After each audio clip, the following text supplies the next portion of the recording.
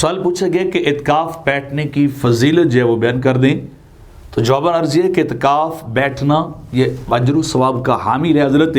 عبداللہ بن عباس سے مروی ہے کہ آقا علیہ الصلوۃ والسلام نے اعتکاف بیٹھنے والے شخص کے متعلق ارشاد فرمایا کہ وہ شخص جب اعتکاف بیٹھتا ہے تو وہ گناہوں سے کنارہ کش ہو جاتا ہے، ہر طرح کے گناہ وہ چھوڑ دیتا ہے، تو لہذا اس سے نیک اعمال کرنے کا اجر جو ہے، اس کی نیکیاں جو ہے اس کو پوری جو ہے وہ عطا کی جاتی ہیں۔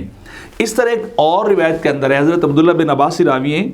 کہ میرے آقا صلی اللہ علیہ وسلم نے فرمایا من اعتکف یوما ابتغاء وجہ اللہ جعل اللہ بینہ وبین النار ثلاثہ خنادق، کہ جو شخص اللہ کی رضا کے لیے فقط ایک دن اعتکاف بیٹھ جاتا ہے تو اللہ اس کے اور جہنم کے درمیان 3 خندقوں جتنا ڈسٹینس فاصلہ پیدا کر دیتا ہے، اور فرمایا ہر خندق کا فاصلہ جو ہے آپس میں کتنا ہے، جتنا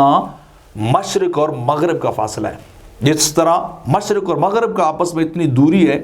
تو ایک خندق اتنا اس کا فاصلہ ڈسٹینس ہوگا، جیسے مشرق مغرب اتنا دور اللہ اس بندے کو جہنم سے کر دے گا ایک دن کے اعتکاف جو ہے بیٹھنے کے لیے۔ اور اس کے بعد جو رمضان کے آخری عشرے میں اعتکاف جو ہے بیٹھا جاتا ہے، لوگ ایز اے سنت بیٹھتے ہیں آخری عشرے میں، تو فرمایا من اعتکف عشرا فی رمضان کا کانا کا حجتین و عمرتین، جو یہ آخری عشرہ اعتکاف بیٹھتا ہے میرے آقا فرماتے گویا کہ اس کو اللہ 2 حجوں اور 2 عمروں کا ثواب دیتا ہے، ایک اعتکاف کی وجہ سے کہ وہ بندہ اگر یہ رمضان کے آخری عشرے میں اعتکاف جو ہے وہ بیٹھ جاتا ہے۔ اور حدیث مبارکہ میں بھی آتا ہے، اور ایک حدیث مبارکہ ہے کہ ان رسول اللہ صلی اللہ علیہ وسلم کان یعتکف العشر الاواخر من رمضان، کہ سرکار رمضان کے آخری عشرے میں اعتکاف کیا کرتے تھے۔